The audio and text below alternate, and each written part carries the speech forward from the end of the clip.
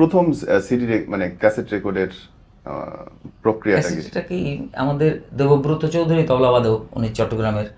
তো উনি একদিন বলছে, কাজল তোমার আমি রেকর্ড করাবো, চিন্তা করো না, তোমার কিছু, হ্যাঁ তুমি কিছু পাবা, তুমি ঢাকাতে কষ্টে আছো। তো এই একটা আমার প্রথম। তো 10-12 টাকা পকেটে থাকা মানে আমি তখন কিং। তখনকার 90 সালের 10 টাকা মানে বিরাট ব্যাপার এখনকার সময়।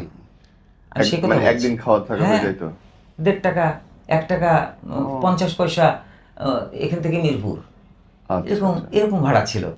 টেম্পু, হ্যাঁ, অটো, নানান ইয়ে ছিল তখন। ওটা অটো ছিল না, হ্যাঁ, তখন টেম্পো ওই ছিল আর হ্যাঁ, বড় টেম্পো মতো ছিল। আবার ওই যে তোমার ছোট ছোট ট্রাকের মতো অটোও ছিল, ওই ঝুলে ঝুলে উঠে পড়তো ওর পরে। মানে এরকম, মানে এইভাবে। তা এখন কথা হচ্ছে তখন মানে আমার টেলিভিশনের প্রথম স্যালারি 300 টাকা। আমি এখনো সেটা ফটোকপি করে রেখে দিই। আমিও পাইছি 510। আমার 300 টাকা প্রথম, ওটা আমার বিশাল সার্টিফিকেট আমি মনে করি। টেলিভিশনের একটা চেক, প্রথম জীবনের প্রথম একটা প্রোগ্রামের, ওটা আমার সার্টিফিকেট।